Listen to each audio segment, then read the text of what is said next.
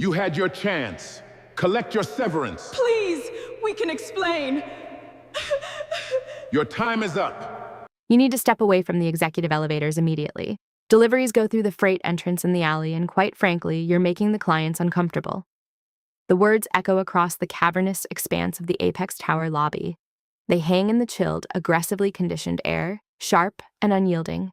The man delivering them, Richard Sterling, stands with his weight shifted entirely to one leg, a posture of absolute, unearned authority. He adjusts the cuffs of his bespoke Italian suit, the heavy platinum of his Patek Philippe watch catching the morning light, filtering through the floor-to-ceiling glass. The man he is speaking to does not flinch. He does not lower his eyes. He does not apologize. Standing in the center of the imported Carrara marble floor, wearing a faded olive-green canvas field jacket and a pair of cracked leather work boots, the black man simply looks at Richard. His breathing remains steady. The muscles in his jaw do not clench.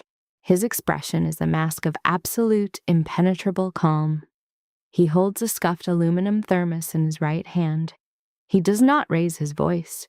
He simply waits, letting the silence stretch, letting the tension wrap around the bystanders who have paused to watch the spectacle. Richard's face reddens, his authority challenged by the sheer absence of submission. "Did you hear me? Security is already on their way. I suggest you walk out the front doors before you are physically removed." The man in the canvas jacket says nothing. He knows something Richard Sterling does not. He knows that in exactly 6 minutes, Richard Sterling's $4.2 million in unvested stock options will evaporate into thin air. He knows that the security team Richard just called actually reports directly to him, and he knows that by the time the clock strikes 9 a.m., the entire corporate hierarchy of this building will be violently, irrevocably dismantled. But before we get to that, to understand exactly what happened in that lobby and why the fallout was so complete, you need to go back. At 4:30 in the morning, the world is quiet enough to hear the past.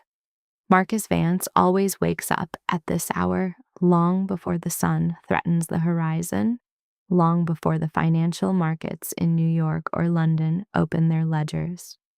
The air in his Chicago brownstone smells of jasmine from the garden and the sharp, earthy bite of roasting garlic from the dinner the night before. His morning ritual never changes. It is a grounding mechanism, a tether to the reality of who he is before the world tries to tell him otherwise. He walks into his kitchen, the floorboards cool against his bare feet, and reaches for a dented aluminum thermos. He brews chicory coffee, strong and bitter, the exact way his mother used to make it. Evelyn Vance had been a woman carved from granite and grace. For 35 years, she worked the graveyard shift cleaning corporate offices in downtown Chicago. She smelled of cocoa butter, lemon polish, and the harsh ammonia that eventually left pale chemical burns across her knuckles.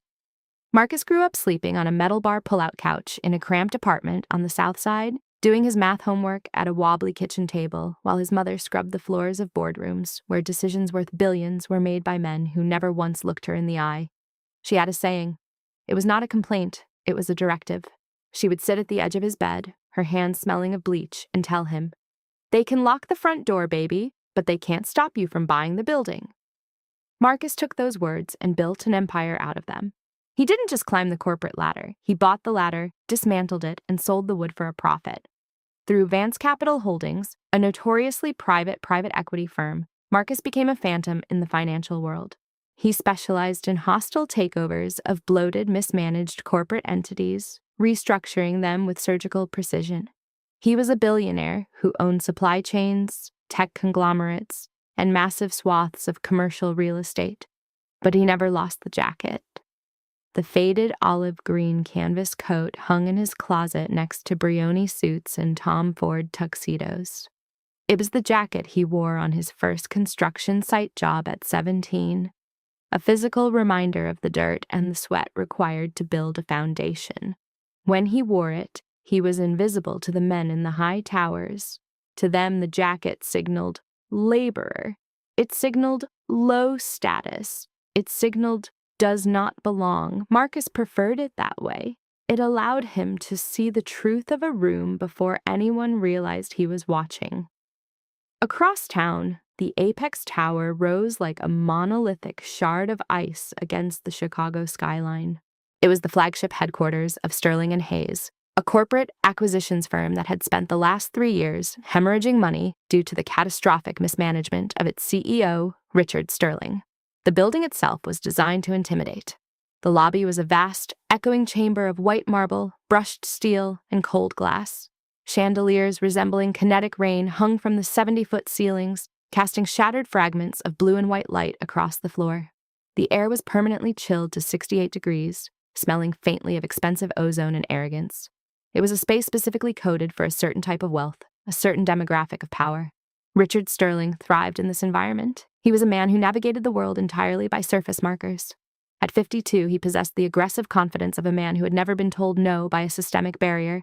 His mornings consisted of a private driver, a specific order of macchiato that he would verbally berate the barista over if the foam was too dense, and a march through the Apex lobby where the staff parted like the Red Sea. He evaluated human worth by the cut of a lapel, the brand of a watch, and the neighborhood attached to a zip code. On this particular Tuesday morning, Richard was already in a foul mood. Rumors had been circulating for weeks that a shadow buyer was quietly acquiring a controlling interest in Sterling and Hayes' debt. The board was getting anxious. His personal margins were shrinking. He needed to project absolute control. He needed someone to look down on. At 8:42 a.m., Marcus Vance pushed through the heavy revolving doors of the Apex Tower. The contrast was immediate and jarring. Against the sterile, blinding white of the lobby, Marcus's worn boots left faint, dusty impressions on the marble. His canvas jacket was zipped halfway, and the collar was turned up against the lingering morning chill. He held his battered thermos. He didn't approach the reception desk. He didn't ask for directions. He simply walked toward the bank of private executive elevators, his stride measured and purposeful, and sat down on one of the minimalist leather benches nearby. He pulled out a worn black moleskin notebook and began to read over a series of legal briefs. The subtle mechanisms of exclusion engaged almost instantly. A junior receptionist, a young woman with a tight bun and a headset, shot a look of panicked confusion toward the security desk. A pair of mid-level managers in slate gray suits paused their conversation, their eyes darting over Marcus's jacket, their expressions curdling into faint disgust before they hurried past. No one offered him assistance. No one asked if he needed water. The invisible immune system of the building had recognized a foreign body, and it was preparing to reject it. At 8:47 a.m., the revolving doors spun with aggressive force, and Richard Sterling entered the lobby, flanked by his vice president of operations and a sycophantic junior analyst. The click of Richard's leather Oxfords on the marble was sharp, demanding attention. He was mid-sentence, complaining about the incompetence of the legal department when his eyes snagged on the figure sitting on the leather bench near his private elevators. Richard stopped. The kinetic motion of his entourage halted abruptly behind him.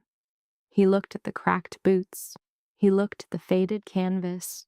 He looked at the black man sitting comfortably in a space that cost Richard millions of dollars to maintain as an exclusive fortress. A visceral, irrational irritation flared in his chest. It was the trigger of a man who saw a black person existing peacefully in a space he fundamentally believed did not belong to them. Richard altered his path, marching directly toward the bench.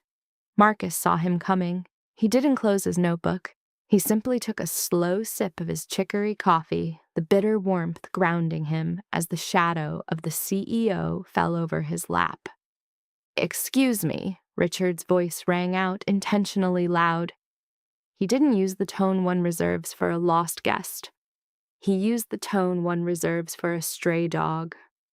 Marcus looked up, his expression neutral. "Can I help you?" Richard demanded, crossing his arms. No, Marcus said softly. His voice was a deep, resonant baritone, entirely devoid of the anxiety Richard expected. I am quite all right. Richard's jaw tightened. The lack of deference was infuriating. This area is restricted. It's for executive staff and scheduled corporate clients. If you're waiting for a courier pickup or a maintenance ticket, you need to go around to the loading dock. You can't loiter here. The lobby began to quiet.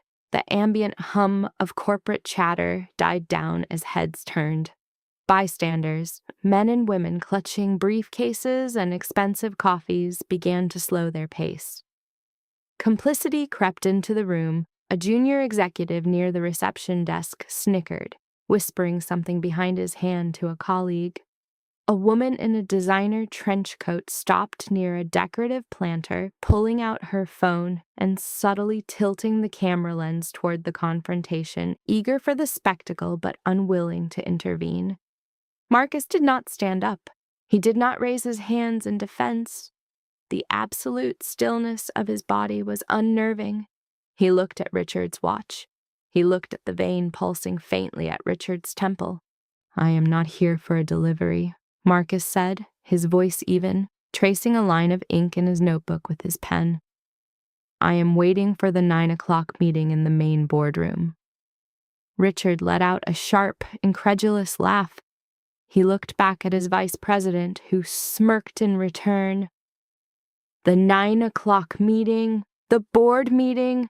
Look, buddy, I don't know what kind of scam you're trying to pull or if you're just confused, but that meeting is for the senior stakeholders of this firm, not whatever this is. He waved a dismissive hand at Marcus's jacket. I am aware of the stakeholder list, Marcus replied calmly.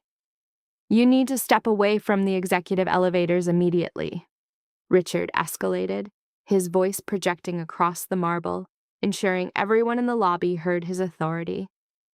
Deliveries go through the freight entrance in the alley, and quite frankly, you're making the clients uncomfortable. I'm not making anyone uncomfortable, Mr. Sterling, Marcus said. Your assumptions are. The use of his name made Richard snap. The idea that this man in a dirty jacket knew who he was and still refused to submit broke the fragile dam of his ego.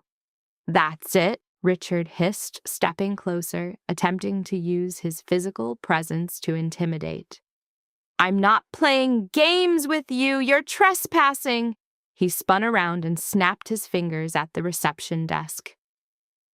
Call security, now, have him removed. Marcus finally closed his notebook. The soft thud of the leather cover sounded unnaturally loud in the silent lobby. He didn't argue. He didn't plead. He didn't yell about his rights. He simply reached into his pocket, pulled out his phone, and opened a text thread with his lead corporate attorney, Sarah Jenkins. The lobby. 5 minutes early, bring the folders. He hit send. Then he raised his phone and calmly took a single clear photograph of Richard Sterling standing over him, his face contorted in anger. What the hell are you doing? Are you taking pictures of me? Richard demanded, his voice cracking slightly with outrage. Documentation, Marcus stated flatly. At that moment, the heavy footfalls of a security guard echoed across the marble.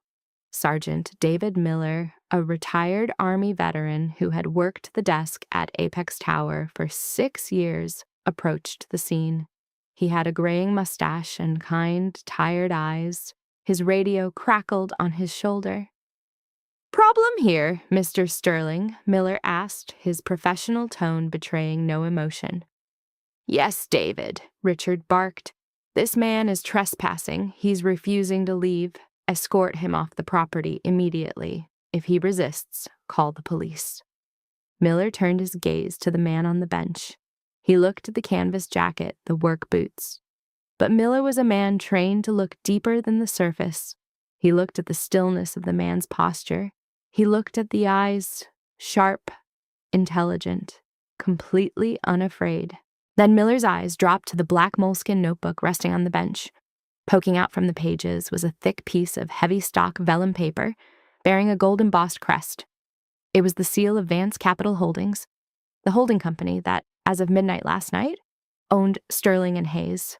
Miller had seen the secure email manifest that morning detailing the VIP arrivals. He knew the name of the man who had bought the company. Miller looked back at Marcus's face. Recognition dawned in the older guard's eyes. A subtle shift in his posture occurred, not toward hostility, but toward deep, quiet respect. "Sir," Miller said softly, addressing Marcus, completely ignoring Richard's command. "Do you require any assistance?" Richard's face twisted in fury.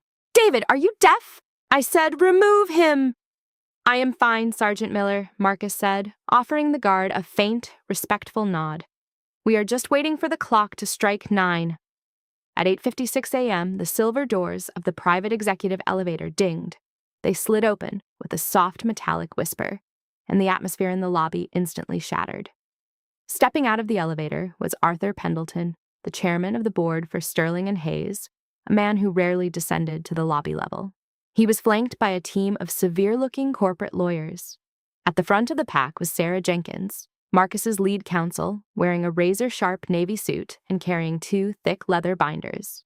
Richard Sterling immediately pivoted, his demeanor transforming from hostile aggression to polished corporate sycophancy. "Arthur," Richard said, striding forward, extending a hand. "I wasn't aware you were coming down. I apologize for the commotion. We're just dealing with a vagrant who wandered in. Security is handling it." Arthur Pendleton did not take Richard's hand. He didn't even look at Richard. He stopped dead in his tracks, the color rapidly draining from his face as he looked past the CEO. Sarah Jenkins stepped around Richard as if he were a piece of misplaced furniture. She walked directly to the leather bench where the man in the canvas jacket was sitting. She stopped, stood up perfectly straight, and offered a deferential nod. "Good morning, Mr. Vance," Sarah said, her voice carrying cleanly across the silent marble room. "The transfer protocols were executed at 8 a.m. The board is assembled. The building is officially yours." The lobby went entirely, devastatingly quiet. The sound of the kinetic rain chandelier seemed to freeze. The woman recording on her phone slowly lowered her hands, her jaw slightly parted. The junior executives who'd been snickering suddenly looked as though they had swallowed glass. Richard Sterling stood frozen. The ambient noise of the city outside the glass walls faded to a dull roar in his ears. He blinked, looking from his lead attorney to the chairman of the board, and finally, agonizingly, back to the black man sitting on the bench. "Arthur," Richard stammered, his voice thin, reedy, stripped of all its former bass. What is she talking about? Who is this?" Arthur Pendleton finally looked at Richard, his eyes filled with a mixture of pity and terror. "Richard, be quiet. That is Marcus Vance. He is the CEO of Vance Capital. As of this morning, he owns 78% of our controlling debt. He owns Sterling and Hayes." Arthur paused, his eyes darting to the canvas jacket. "He owns this building." A physical deterioration overtook Richard Sterling. It was as if the invisible scaffolding holding up his arrogance had been kicked out from under him. The vein in his neck stopped throbbing and seemed to vanish. His knees subtly buckled, forcing him to shift his weight awkwardly. He looked back at Marcus, his mouth opening and closing without producing sound. He had announced his contempt publicly. There were witnesses. There were cameras. There was a direct, undeniable record of his fatal flaw. Marcus Vance finally stood up. He didn't rush. He picked up his thermos. He picked up his notebook. He stood to his full height, looming over Richard, though he didn't lean in to intimidate. He simply existed in his space, commanding it with absolute moral and financial authority. When Marcus spoke, his voice was not raised. He did not shout. He did not show anger. His delivery was methodical, factual, and utterly devastating. "You walked into my lobby, Mr. Sterling," Marcus began, the words dropping like heavy stones into a quiet pond. Richard swallowed hard, his eyes wide. "You stood on my marble," Marcus continued, taking one slow step forward. "You breathe the air circulated by my HVAC systems. You draw your salary from accounts that I now control. And when you saw a black man sitting quietly in his own building, the very first thing your mind told you to do was to humiliate him, to discard him, to call the police on him. Mr. Vance." Marcus, please, there has been a terrible misunderstanding, Richard choked out, raising his hands in a placating gesture, desperately trying to reframe the narrative. I was just enforcing building policy. I didn't know who you were. If I had known— That is precisely the point, Marcus interrupted, his voice cutting through the excuse like a scalpel. If you knew I was a billionaire, you would have offered me a coffee. Because you thought I was a laborer, you offered me the police. You mistake the surface for the substance, Richard. And a man who cannot see the value of the people standing right in front of him has no business managing my assets. Marcus turned to Sarah Jenkins. Sarah, read the morality clause trigger. Sarah opened the leather binder. Pursuant to Article 4, Section B of the acquisition terms, any executive officer found engaging in discriminatory conduct on company premises is subject to immediate termination for cause, effectively nullifying all severance packages and unvested stock options. Marcus turned back to Richard, whose face had now gone entirely gray. The friends and enablers who had flanked him just minutes ago had silently taken 3 steps back, distancing themselves from the blast radius of a ruined man. I didn't yell at you, Richard, Marcus said, delivering the closing line of the execution. I didn't threaten you. You destroyed your own career. Your keycard has already been deactivated. Sergeant Miller? The security guard stepped forward, standing a little taller. Yes, mister. Vance? Please escort Mr. Sterling to the freight entrance in the alley. Deliveries and dismissed employees do not use the executive lobby. The procedural justice was swift, complete, and mathematically absolute. The ripple effects of that 6-minute confrontation altered the landscape of the city's corporate sector. Richard Sterling was stripped of his title and physically escorted out the back door of the building he used to rule. He lost $4.2 million in unvested stock options and his $1.5 million golden parachute. The consequences went far beyond one man. The footage recorded by the woman in the lobby, who posted it out of guilt and awe, went viral within hours, amassing 40 million views across platforms. The public reckoning forced Vance Holdings to initiate a massive systemic audit of Sterling and Hayes. To understand the gravity of this audit, one must look at the concrete realities of corporate America. According to data from the Center for Talent Innovation, Black professionals make up only 3.2% of senior executive roles in large U.S. corporations, and more than 65% report having to work harder to overcome persistent daily microaggressions and systemic biases in their workspaces. The incident at Apex Tower was not an anomaly. It was a captured microcosm of a pervasive statistical reality. In the weeks following the lobby incident, Marcus didn't just fire the CEO. He dismantled the enabling structure. 4 junior executives who were documented laughing and complicit in the harassment were terminated. The company's entire HR protocol was rewritten. A $10 million initiative was launched, directly funded from Sterling's revoked severance, to provide venture capital grants to minority-owned startups in the South Side of Chicago. And Sergeant David Miller, the one man who had looked past the canvas jacket and acted with integrity, was promoted to head of global security for Vance Capital. His salary tripled. 72 hours later, the dust had settled. The news cycles had moved on, but the foundations of the tower had fundamentally shifted. Far away from the cold marble and kinetic chandeliers, the evening sun was setting over a quiet brownstone on the south side.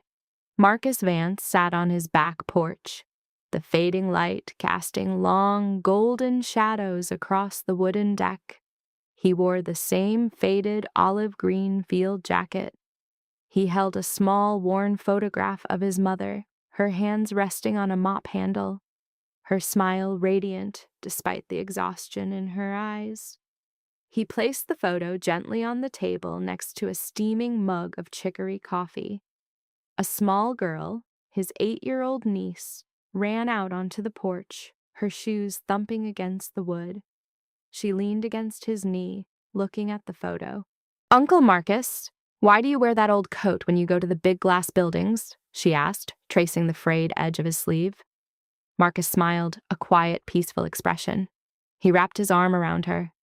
Because, little bird, he said softly, it reminds me that the building doesn't make the person. The person makes the building. What happened in the lobby of the Apex Tower wasn't just a story about a billionaire pulling a clever trick. It was a stark, uncomfortable revelation about how we assign worth in our society based on the clothes someone wears, the color of their skin, or the job we assume they do. The real tragedy wasn't that Richard Sterling insulted his new boss.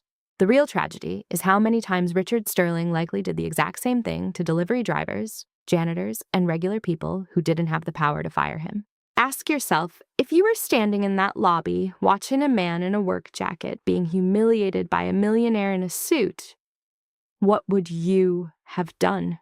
Would you have pulled out your phone to record? Would you have looked at your shoes? Or would you have been the one to step forward? Send this story to someone who needs a reminder today that their value is not determined by the way narrow-minded people perceive them. Share this to remind the world that dignity doesn't have a dress code. If you believe in true systemic accountability, subscribe and follow us as we continue to document these stories of justice and restoration. True power doesn't need to shout to be heard. It just needs the quiet confidence of knowing exactly who you are. Remember that. True power doesn't need to shout to be heard. It just needs the quiet confidence of knowing exactly who you are. Remember that.